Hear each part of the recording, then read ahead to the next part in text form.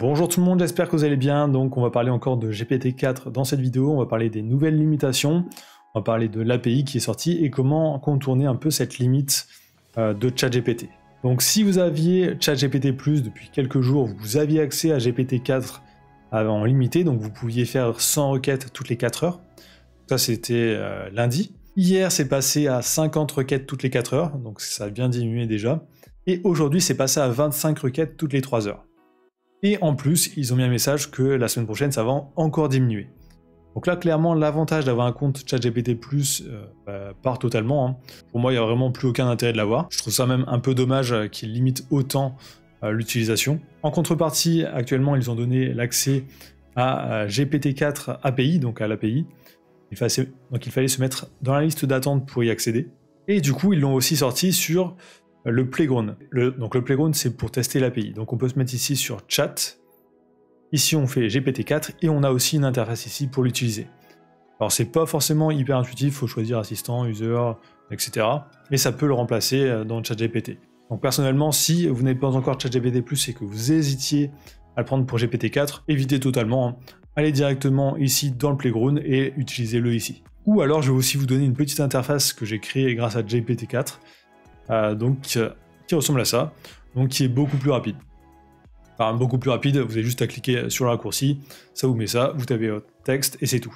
Il n'y a pas d'informations inutiles sur les côtés. Donc je vais vous faire voir justement comment j'ai créé cette interface et je vais vous donner le code pour que vous puissiez l'utiliser chez vous. Donc avant aussi, comment fonctionne l'API de GPT-4. Alors c'est exactement le même API que GPT 3.5. Donc en gros c'est exactement le même code. Donc la seule chose que vous avez besoin de faire c'est modifier GPT 3.5 par GPT 4 dans l'API. Donc je ne vais pas refaire une vidéo dessus, j'ai déjà fait une vidéo sur l'API GPT 3.5. N'hésitez pas à aller voir. Pour les personnes aussi qui ont Browser Automation Studio, j'avais créé un module du coup GPT 3.5. Il fonctionne aussi pour GPT 4, il suffit de mettre dans modèle GPT 4 tout simplement. Donc maintenant comment créer ce genre d'interface grâce à GPT 4. Tout simplement, je lui ai demandé ici créer une page web simple qui permet d'interagir avec l'API de GPT 3.5.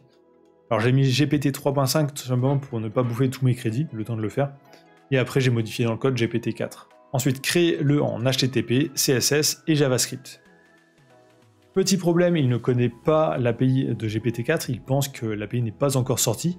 Donc j'ai dû lui donner en fait toute la documentation du site. Donc j'ai juste fait un copier-coller de ce qu'il y a sur le site. Et ensuite ça m'a donné le code. Donc là, HTML, ensuite JavaScript, etc. Alors ça marchait très bien pour faire une requête, mais il ne m'avait pas ajouté le contexte, ni ensuite l'historique de chat qui a été renvoyé pour garder une cohérence. Donc ça ensuite, je lui ai demandé à chaque fois de faire la petite modif. Donc là, je lui ai demandé par exemple, ajoute un contexte, tu es un menuisier, réponds comme tel, etc. Donc comme ça, il pouvait ajouter un contexte dans le code. Donc si vous n'avez pas encore testé GPT-4 pour créer du code, vraiment, il est beaucoup plus performant que GPT-3 ou 3.5. Vous verrez, je ferai aussi d'autres vidéos en début de semaine prochaine où je vais vous montrer justement comment on peut l'utiliser pour créer du code, très simplement, sans être développeur. Donc j'ai créé par exemple plusieurs extensions Chrome avec, j'ai aussi automatisé des choses sur des sites web grâce à ça, donc c'est hyper puissant. Donc ça, vous le verrez en début de semaine prochaine. Donc là, voilà la petite interface qu'il m'a sortie. Donc la seule chose que j'avais à faire dans le code, c'était mettre ma clé API. Ici, je peux ajouter un contexte. Par exemple, je peux dire, t'es un super assistant, t'es un menuisier, réponds comme tel, etc. Et ici, il faut mettre du texte. Donc, je suis Alex. Pour vérifier que l'historique fonctionne bien, je peux lui dire quel est mon nom. Et là, votre nom est Alex. Donc là, il prend bien en compte l'historique. Donc avec cette petite interface, on peut interagir avec ChatGPT 3.5 ou GPT-4. Là, j'ai mis GPT-4 dans le code. Donc on peut lui dire directement, écris un article sur les hamacs. Et on a juste à attendre la réponse. Donc là, par contre, il m'a créé un long article, donc tout ne s'affiche pas. Donc il faut que je dézoome un peu pour tout afficher et faire copier-coller. Ou je peux aussi lui dire peut-être d'augmenter la largeur du cadre. Donc voilà, là par exemple j'ai modifié la largeur. Là c'est beaucoup plus large, donc il y aura plus de texte écrit ici. Donc ça sera plus simple. Donc ça vous trouverez le code directement dans la description. Donc vous aurez juste à modifier ici dans script.js, à faire éditer, donc modifier.